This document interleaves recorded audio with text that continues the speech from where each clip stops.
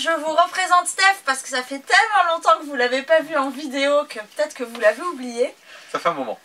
Donc on va continuer dans la lignée des vidéos pour vous présenter les contraintes de notre vie en caravane. La première vidéo, je pensais que je pourrais faire en sorte qu'elle soit plus rapprochée, les 3 vidéos. Mais voilà, il y a quand même eu un assez grand espace entre la première et celle que voici. Alors dans la première vidéo, je vous avais présenté les contraintes et les points un peu négatifs, voilà, les petites choses un peu moins fun du quotidien par rapport à la cuisine et la salle de bain. Et dans cette vidéo, on va parler du quotidien en fait, du lifestyle, un petit peu comment on vit au jour le jour. Et dans la prochaine vidéo, eh bien, on parlera de 2 aspects un peu plus contraignants. C'est vraiment, on va dire, les 2 plus gros points négatifs de la vie en caravane.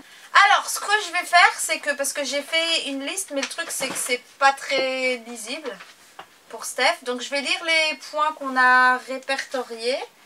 Il va dire ce qu'il en pense, ce qu'il a à dire. Et puis quand il a rien à dire, c'est moi qui prends le relais. Comme ça il participe un peu. Elle est vachement dirigiste, hein. On s'est mis d'accord juste avant pour voilà, et il fait passer comme si... Enfin bref. Pardon.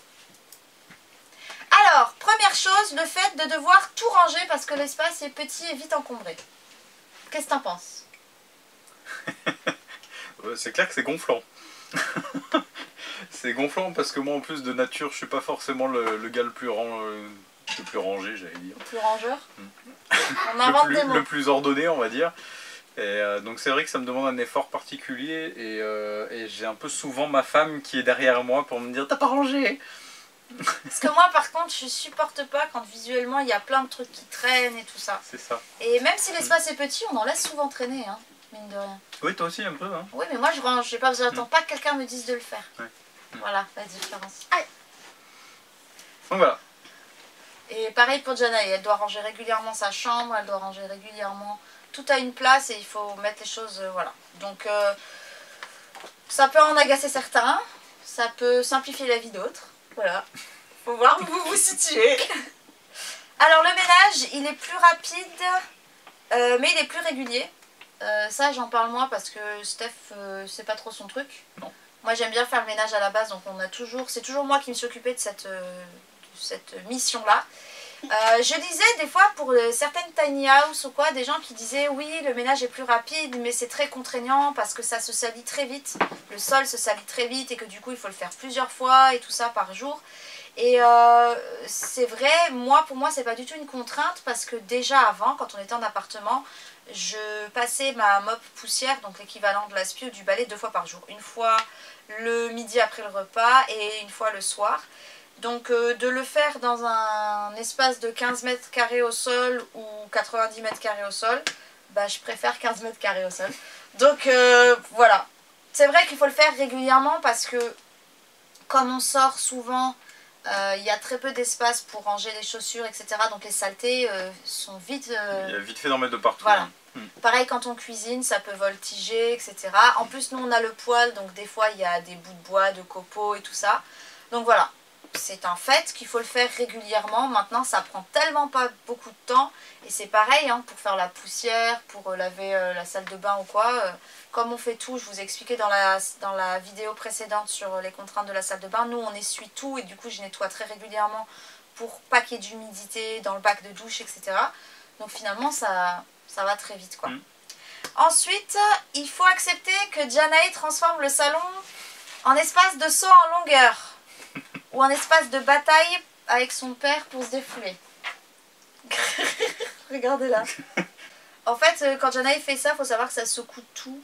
Donc ça fait vraiment tremblement de terre. De caravane. Voilà, de tremblement de caravane. Et voilà, ça peut...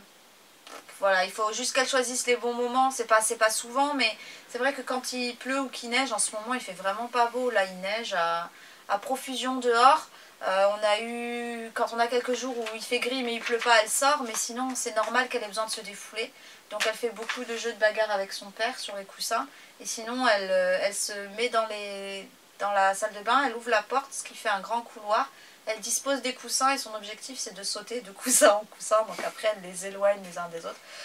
Donc voilà, quand on est avec des enfants dans une caravane, il faut s'attendre à ce genre d'inconvénients. Pareil pour les cabanes qu'elle fabrique parfois dans des endroits insolites où elle va tendre des draps ou des couettes ou des machins et où on peut plus circuler. Mais voilà, ça fait partie du jeu. Alors ensuite, on nous a demandé par rapport au fait qu'on est tous ensemble, par rapport à l'intimité, quand on veut discuter, quand on veut, voilà, quand on est énervé l'un contre l'autre, comment on fait pour... on peut pas s'isoler dans des pièces ou quoi, et comment on gère? T'as quelque chose à dire pour on la fout dehors. En plus, c'est pas faux. Non, quand on a besoin d'avoir une discussion plus sérieuse ou quoi, souvent on lui demande d'aller jouer un peu pour être un peu tranquille et voilà, ça joue comme ça. Après, sinon, c'est vrai que quand il fait pas beau ou quoi, ben, on se retient. On attend qu'elle dorme. Elle a un rideau à sa chambre. On attend qu'elle dorme. Et c'est vrai que quand elle dort, une fois qu'elle dort, on peut vraiment parler de tout et voilà. Elle bronche plus quoi. C'est juste question d'organisation. Voilà, il faut s'y faire, elle s'est vraiment fait. Et puis bah, nous, quand c'est entre nous et que des fois on a besoin de moments aussi pour respirer, bah, c'est chacun son tour aussi, hein, on sort. Moi je vais faire les courses, lui il va aller couper du bois, ou on va sortir l'un ou l'autre Janae en balade, ou voilà. On essaye de s'aérer quand même, parce que c'est vrai que vivre dans un petit espace, c'est pas plus difficile que de vivre dans un grand espace pour gérer les relations, mais c'est juste que il y a moins la possibilité d'aller évacuer sa nervosité ou ses tensions ailleurs. Donc l'astuce c'est aussi, bah, toi des fois tu mets tes écouteurs et ils se coupent du monde. Moi je vais me mettre un film ou alors je vais me mettre à cuisiner. Du coup il y a le bruit de la cuisine et tout ça, je me mets dans une bulle. Enfin voilà, on essaye de trouver des combines mais on ne s'est pas entretué jusque là. On se dispute même moins. Franchement, je pense que c'est juste une période d'adaptation et que ça le fait. Après, ce qu'il y a, c'est que nous, on avait déjà l'habitude de vivre déjà ensemble dans l'appartement non-stop, puisqu'on était déjà à nos comptes. Ah oui, on travaillait déjà à la maison, donc on avait déjà l'habitude d'être ensemble, dans un espace plus grand, mais déjà d'être ensemble. Voilà. Donc c'est vrai que la transition a été plus douce. Ça a été progressif. C'est pas, on s'est retrouvés, chacun travaillait à l'extérieur et on s'est retrouvés du jour au lendemain dans 15 ou 16 mètres carrés à devoir vivre H24. Non, on avait déjà eu cette phase d'adaptation. Donc voilà, on s'habitue comme ça par rapport au fait que l'espace est petit et par rapport à Janae. Voilà, c'est quand même important que aussi nous, on ait des moments où elle soit pas là. Déjà, elle est déjà au courant de beaucoup de choses par rapport à d'autres enfants de son âge ou quoi, parce qu'on l'inclut énormément. Puis bah, parce que par la force des choses, quand on reçoit un coup de téléphone, un truc, elle entend ce qui se passe. Donc elle est au courant d'énormément de choses. Donc du coup, pour éviter que certains sujets puissent la faire cogiter ou lui mettre une pression qu'elle n'a pas apportée, ou voilà, on attend, voilà, soit comme dit Steph, il fait beau, on attend qu'elle soit dehors, on lui demande d'aller jouer dehors, ou alors on attend qu'elle dorme la nuit, et puis voilà. Un autre inconvénient, le fait qu'il faille le salon-lit. Nous, on a fait le choix, le lit, là, il est derrière. C'est un lit escamotable qu'on a fait sur mesure. Et on a fait ce choix-là parce qu'on ne voulait pas avoir un canapé à transformer tous les soirs en lit. Ouais, question de gain de place. Donc bon, c'est vrai qu'il faut le replier le matin et le déplier le soir. Bon, après, c'est fait en même pas 5 minutes, hein, donc c'est une contrainte oui, non, mais bon, c'est vrai qu'il faut le faire. Donc, après, c'est moins une contrainte ça que de devoir déplier un clic-clac, remettre les draps à chaque fois, etc. Ouais. Là, le lit, il est fait, en fait. Il y a juste les coussins, comme on a changé de couette. La couette est plus épaisse, parce qu'on a pris une couette très très chaude. Du coup, les coussins rentrent plus, donc ils sont dans le lit de Janae la journée. Donc voilà, mais sinon, la couette et le lit est fait. Donc c'est vite fait de le remettre le soir. La seule contrainte, c'est quand on n'est pas très bien, malade ou quoi, et qu'on a besoin de s'allonger ou de faire une sieste la journée. Là, c'est arrivé ces derniers jours où vraiment ça m'a manqué de ne pas pouvoir m'allonger dans le lit. On aurait pu le déplier, mais c'est pas pratique après pour faire du va-et-vient. Janae qui lit, Steph qui travaille, etc. Donc du coup, bah, on dispatche les coussins d'une certaine façon pour être allongé, mais ça remplace pas un lit, on est d'accord. Donc voilà, on va dire que c'est cet inconvénient-là, mais heureusement on n'est pas malade souvent. Donc, puis après, c'est un problème qui est spécifique à la disposition qu'on a faite nous. Là, 95% des caravanes sur le marché ont même pas ça, donc la question se pose pas. En fait, ça je l'avais précisé dans la vidéo, hein, que j'expliquais que toutes nos contraintes c'était vraiment lié à notre installation. Ouais, c'est ça. Et déjà à notre villa, pas au fait de se déplacer puisqu'on n'avait pas encore bougé, mais vraiment juste au... J'ai pas regardé ta vidéo. Je sais, tu l'as pas faite non plus. Et un autre point par rapport à cette façon de salon, il y a des gens qui n'aiment pas être aussi bas. Les coussins sont un peu mous, c'est des coussins de sol, pourtant on a pris de la bonne qualité, mais voilà, ils se ramollissent un petit peu, du coup toi t'aimes moyen, t'aurais préféré qu'ils soient plus durs. Et puis ben, souvent les gens quand ils viennent, ils préféreront s'asseoir sur les chaises parce que ben, quand on n'a pas l'habitude d'être au sol, ben, ça fait mal au dos. Donc nous ça va, mais voilà, ça peut gêner certains. Donc c'est pour vraiment vous donner une idée globale de nos choix et des conséquences à long terme de ce que ça fait ou ce que ça fait pas. Nous ça nous convient toujours, hein, pour l'instant, il n'y a pas de souci. Mais c'est juste pour dire voilà, qu'il y a quand même des petits inconvénients par rapport à ça. Ensuite par rapport au quotidien, il y a le fait de se ravitailler parce qu'on ne peut pas garder grand chose dans la caravane. Donc on se ravitaille en bois, en eau. Donc l'eau c'est une fois par semaine et on stocke dans la voiture. Le bois c'est une fois tous les 5 jours. Enfin ouais, c'est tous les 5 jours à peu près. À peu près, ouais. Et le stock de bois est dans le garage à côté. Il y a le linge tous les 15 jours. Voilà, c'est des choses, il faut y penser quoi. Et il faut sortir pour aller les chercher. Ouais. Bah après oui, c'est vrai que ça se rajoute à tout ce qu'il y a d'autre à faire. C'est d'autant plus une contrainte quand il pleut ou quand il neige. Ouais. Ouais, ça, on est obligé de sortir et de faire les choses dehors, quoi. Là, couper du bois, bah, si on n'a plus de bois, il faut bien le faire, quoi. Qu'il vente, qu'il pleuve, qu'il neige.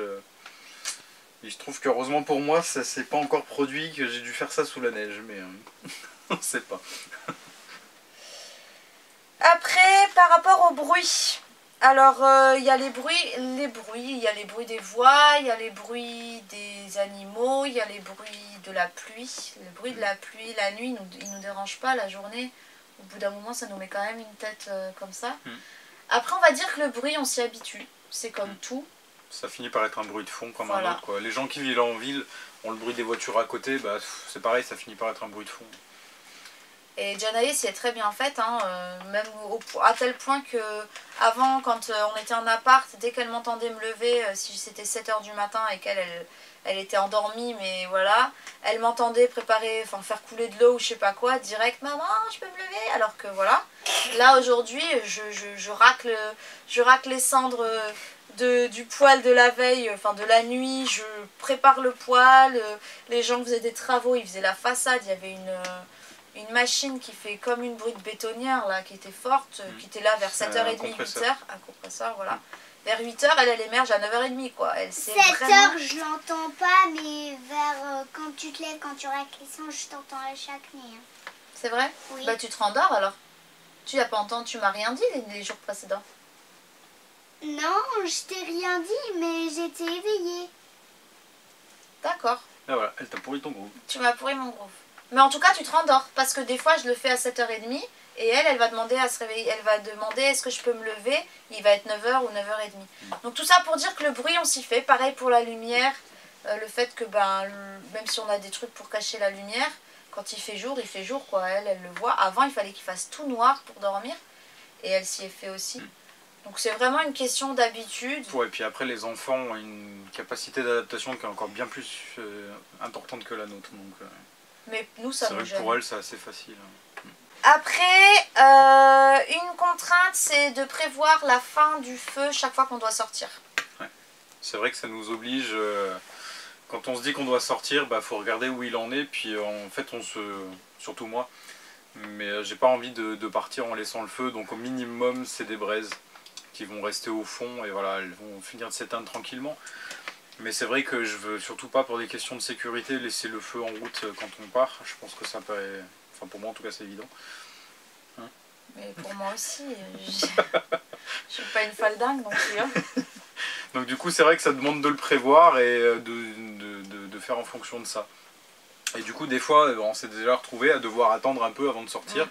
Parce qu'il y avait encore du feu et du coup on essayait de faire en sorte qu'il s'éteigne tranquillou parce que bon on peut pas l'éteindre comme ça rapidement, c'est absolument déconseillé. Donc voilà. Donc ça c'est par rapport au poêle. Ah oui, il y a le fait qu'on peut pas recevoir certains amis chez nous. Ouais, c'est vrai que on est déjà 3 dans ce petit espace et dès qu'il y a 1 ou 2 enfants qui arrivent en plus, c'est vite ingérable, ça fait beaucoup de bruit. On peut pas leur dire allez jouer dans la chambre parce que dans la chambre, une fois qu'ils sont 2 ou 3, ils peuvent plus bouger. Ouais, déjà à 2 c'est un peu compliqué, c'est faisable mais c'est un peu compliqué. À 3 c'est juste ingérable. Donc c'est vrai que c'est un peu compliqué pour inviter certains amis, surtout s'ils ont des enfants en très bas âge. Voilà, ça les fait vite péter des plombs, ce qui est compréhensible. Alors la solution c'est de s'inviter chez les amis et de préparer nous à manger, de s'inviter chez eux puisqu'on peut pas les inviter chez nous. Parfois on va à l'extérieur et puis bah, l'été on a hâte pour pouvoir faire des trucs sympas en extérieur et profiter du temps, du beau temps et tout ça. Mais c'est vrai que voilà, il y a certaines personnes, on ne peut pas les recevoir. On a testé, hein, on a testé une fois. Et on n'a pas approuvé. Et ça s'est terminé chez les amis en question parce que c'était plus gérable. Et du coup, voilà, on s'est dit que cette fois, il ne faut pas chercher à forcer les choses. Donc on reçoit jusqu'à 3 adultes ensemble. Ouais. Ou 2 adultes, un enfant, mais plus, c'est pas possible. Voilà, ça fait partie hein, de la vie comme ça. Alors on nous a posé la question par rapport aux panneaux solaires, quand on a de la neige, est-ce qu'il faut déblayer? La première fois qu'il a neigé, oui, il a fallu déblayer parce que bah, c'était en tout début de journée et comme c'était une journée où bah, il y avait un peu de soleil, je voulais surtout que ça aille vite pour capter un maximum. Donc là oui j'avais déblayé, après c'est vrai que comme on chauffe de l'intérieur, bah, c'est un peu comme la voiture, la neige fond assez vite quand il y en a dessus. Donc si j'ai pas de soleil tout de suite, j'ai aucun intérêt absolument à aller déneiger au-dessus, c'est la chaleur du poêle qui va s'en occuper. Ce qui a surtout posé problème, c'est quand ça a été l'automne et qu'il y a eu la chute des feuilles. Là j'étais tous les matins ou presque sur le toit pour enlever les feuilles. Mais à part ça, ouais, non, la neige ça dépend. Ça dépend s'il y a du soleil ou pas, et s'il y a du soleil, si je veux accélérer le truc ou pas. Et puis il ne neige pas des masses, hein. Il a neigé beaucoup en décembre. Ouais. Novembre, décembre, je sais plus, début décembre. Puis il a neigé une fois, ça a tenu, mais il a neigé qu'une fois. Non, il a neigé 2 fois. Ou 2 fois, mais... Mais voilà, là il reneige aujourd'hui, mais ça faisait plus d'1 mois qu'il n'avait pas neigé. Et là par exemple, bah, c'est cas concret, il n'y a pas de soleil, donc je vais pas m'embêter à aller déneiger. S'il y a du soleil qui se pointe et qu'il y a encore de la neige sur le truc, là oui, je vais aller enlever pour capter, mais là tant qu'il n'y a pas de soleil, ça sert à rien, de toute façon on ne prend pas d'électricité. Donc voilà, on a fait le tour par rapport au quotidien. Je pense pas qu'on ait oublié quelque chose. Si vous avez d'autres questions par rapport à ça, posez-les dans les commentaires et puis on verra y répondre. Et nous on se retrouve simplement dans la prochaine vidéo. On va pas mettre beaucoup de temps à vous la publier, c'est promis. Steph est encore un peu disponible, donc on va la filmer dans la foulée et je vous la rends disponible dans 2-3 jours. Et voilà, ce sera la dernière vidéo par rapport aux contraintes et aux inconvénients de notre vie en caravane. On vous dit à très vite. Pour la suite. Ciao ciao. Ouais, j'arrive pas à me relever. Johnny en tombe de bonheur.